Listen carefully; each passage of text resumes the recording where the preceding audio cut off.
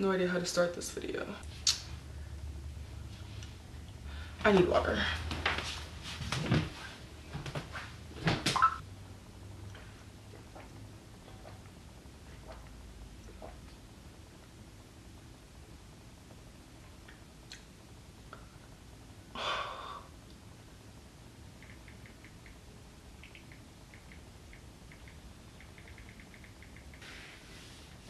I really have no idea how to like make a serious video. Like I know what I want to say, but how do I say it? Okay, so try to make a serious video and all your friends suddenly want to talk to you. Okay, put this on silent. Let's get serious.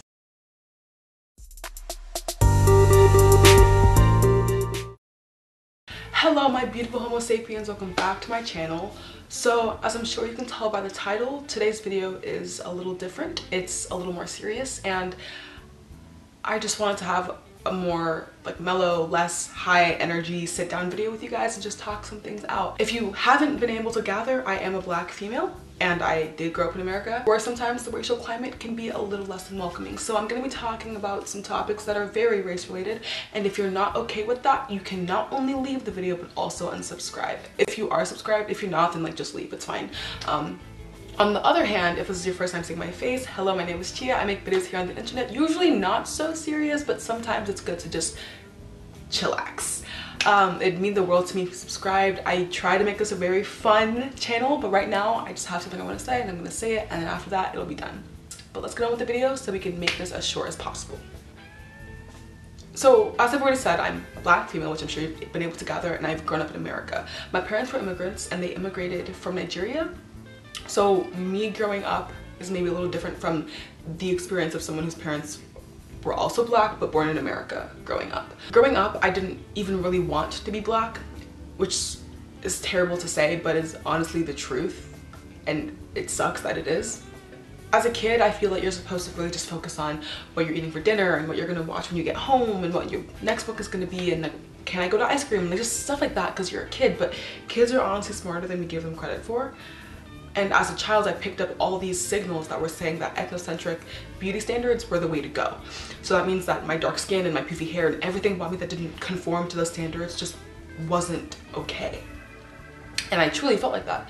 I remember sitting in class and looking around and picking and choosing. I want her hair and her face and her this and her that. And just picking and choosing features that I thought would make me more beautiful because I genuinely did not want to be me. I didn't see myself as beautiful, you know? I remember when I was in first grade, when I was like 6, I was taking a bath and I asked my mom why we weren't white, or told her that I wished I was white or something along those lines.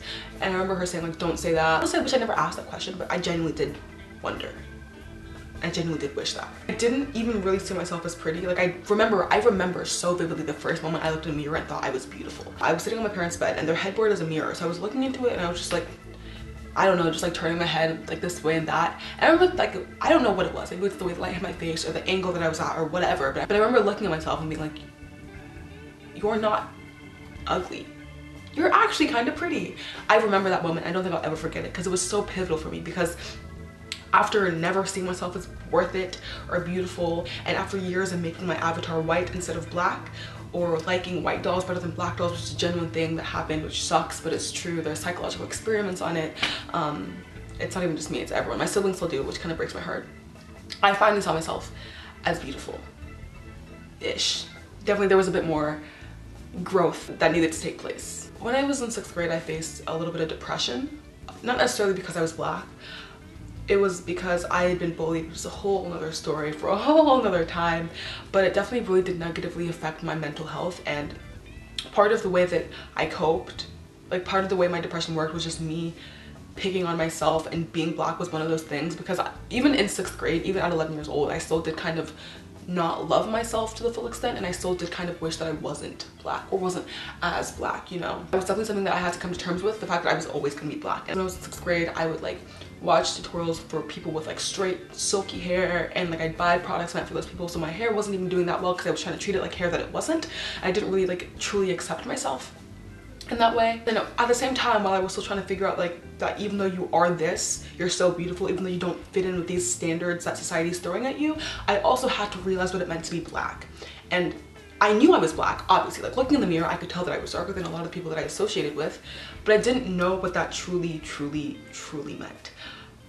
When the whole Trayvon Martin thing went down, to me, in my memory, it feels like there were just case after case after case of police brutality, of cop on black person violence. And I remember thinking, like, when I first heard about Trayvon Martin, I remember being like sad that it happened, but I wasn't jaded in any way, because to me, that's the first case that stands out in my mind that I learned about of like police brutality on a black person. I just remember thinking, like, that sucks, but why is it such a big deal? Because I didn't know how big of an issue it was. That was the first time I'd ever heard of it. So to me, it was just another case of someone dying. The guy who died happens to be black, and the person who killed him happens to be a white cop. But as these cases started getting more frequent in my mind's eye, I began realizing that it was a bit more than that, and that there are stigmas against us in society, and that hurt. And I remember when my parents sat me and my siblings down for the talk, and it wasn't the sex talk, it was the "you're black in a white man's country" talk. And that like broke my heart, because on top of having to teach myself that I was beautiful, something that I was still struggling with, I had to teach myself that you're beautiful, yes, but don't forget that you're black, because society doesn't want you to forget that. Does that make sense? So definitely I went through this battle with myself where I was just feeling all these different emotions, and I didn't really feel like I could turn to anyone, because my parents grew up in a different country. Like, they grew up in a different climate than I did, and my friends were all white, so I couldn't like talk to them about it, and even my friends that were black, I wasn't sure like when to bring it up. So I just dealt with it myself.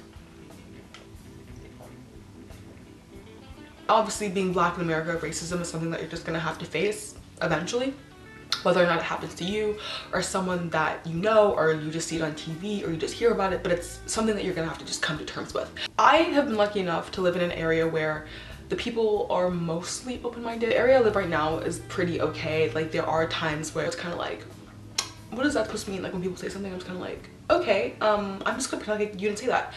But the first time, and honestly the only time that I can think of where I was faced with straight on overt racism, was when I was in middle school sometime, and I was talking to my sister's friend because they'd been fighting, and it was really annoying because my sister was like moping, and I was like, this is really just ridiculous. So I went to go talk to the girl. She was like in elementary school, like she was really young, so she was like my sister's age, and I talked to her and I was like, hey, like, you and my sister are fighting, what's going on, yada yada yada. And she was like, oh, your sister has been bullying me. And I was like, okay, sounds like her, great. I was like, okay, well, I'll talk to her, but you guys should definitely work it out. And then she was like, oh, and also my grandmother said I can't play with her. And that comment was like a slap in the face, a punch to the gut, being doused in cold water, the rug being ripped out from underneath me. I was speechless, because it was the first time that I personally had faced overt racism, that her grandmother did not want her granddaughter to associate with us because of the color of our skin. That was heartbreaking, honestly. But obviously I had to move on from these things, because not everyone is like this. And as I've grown older, I've learned that the friends I do have are so amazing. I appreciate that so much, because they are people that I can always count on to be there for me. Some mentioned family, so let's throw some pics of them up on the screen. Yeah, family first, guys. As I've gotten older, I have seen my beauty. You know, I've learned that I am actually freaking amazing. I'm beautiful to look at. Look at this mug. I've definitely come to terms with the fact that I am black, yes, but I love it. At this point, honestly, yeah, I love it. And I feel like for some people who haven't had to really fight with their identity, that might sound weird to them, be like, oh, you love the fact that you're X race. But yeah, I do. Because being black is so much more than just being black. It's the melanin in our skin, it's the fact that yellows and greens make our skin pop, it's the fact that we literally stem from strength itself, because we are a part of a race whose ancestors could not be broken. And I say that all the time because I mean it. Even after learning I was beautiful, there still came struggles and things such as colorism, which for those of you who don't know is basically racism, but just within a race. The thing is, like, racism sucks, but if it happens, it's kind of like, okay, you live your life, I'll live mine, let's just move on. But to have someone who's supposed to have your back, someone who you're supposed to be able to relate with, someone who you're supposed to be able to talk to about your common struggles, do the same thing to you, turn their back on you, that is also a slap to the face, a punch to the gut, the rug being ripped out from under you because you don't expect that, you know? So seeing it always is a little disconcerting for me. But more than anything, I feel bad for those people because obviously they've gone through something where they have to expel in such a hateful manner. But I mean, I don't associate with them, but I also feel sorry for them. I'm bringing this up now because I just graduated high school and I'm going to college soon. And that brought a whole new wave of like, oh shoot, I'm Black. And this time it wasn't at all the same way it was when I was younger. It was just a realization that I'm going to a new space and I don't know how these people are going to react and I don't know how these people are going to be. So for me, I narrowed down my college choices to 3. The one I'm going to now, which I'm not going to disclose just because I don't want to. So between UVA and CU Boulder. UVA, this is it's a great school, but it is very white and it's almost southern. I feel like it's in a weird area because it's, for me, on the border.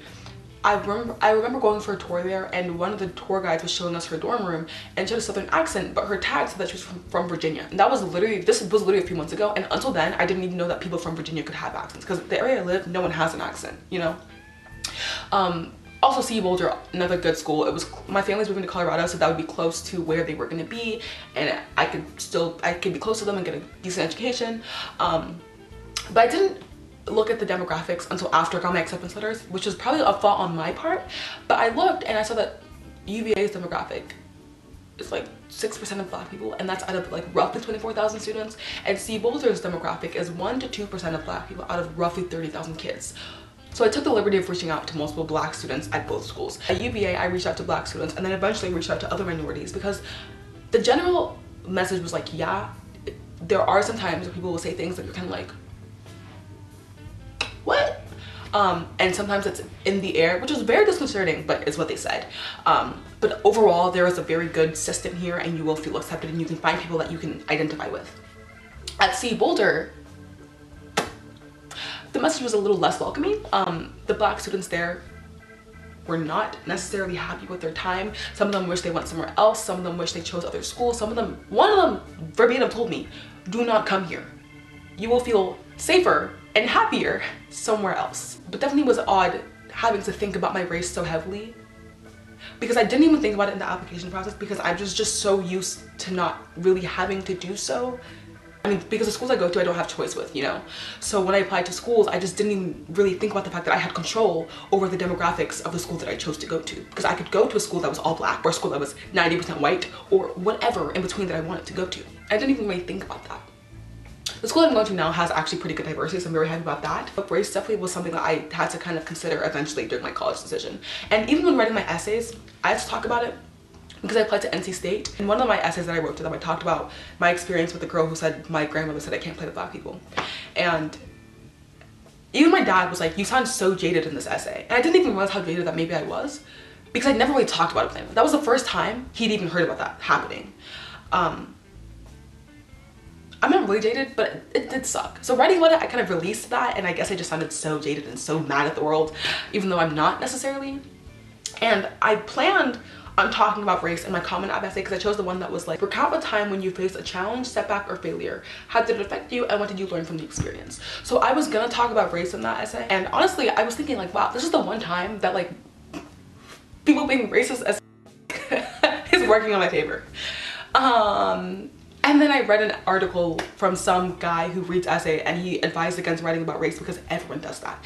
And while it sucked because I had my essay lined up in my head, I was gonna freaking bring them to tears. I didn't even end up doing that. I ended up writing my essay on Black Ops 3 because I'm really bad at video games, and I tried playing against my friend's younger brother and he creamed my ass. I can say that much. But definitely college is just a weird thing because I'm going into this new environment and you can look at the demographics and you can look at the student reviews, but honestly, especially going to a different state, like you don't really know how the students are gonna be.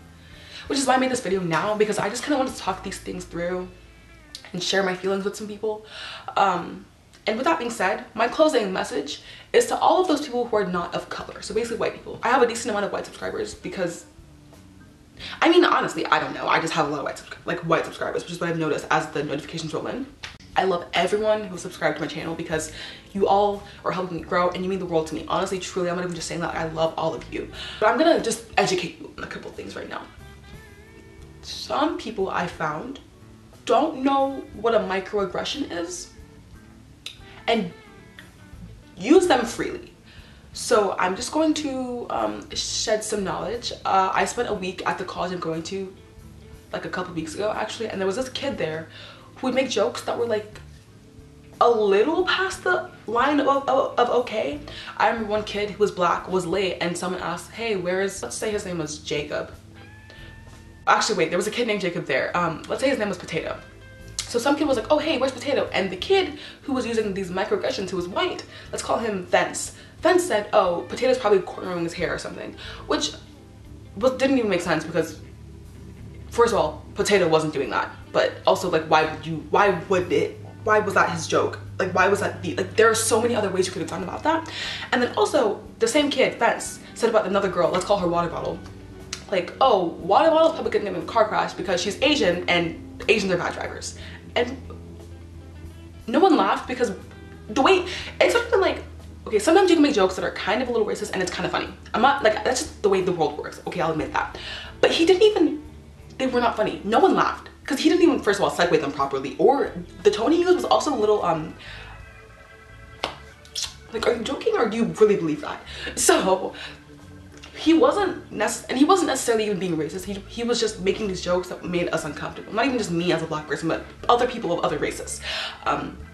So I didn't have to pull him aside and be like, hey, like, oh, wait, I played a leadership role. I was an ambassador there because I'm going to a school. So those were kids, they were interested in business. So I wasn't just another student pulling him aside. Like I had a leadership role.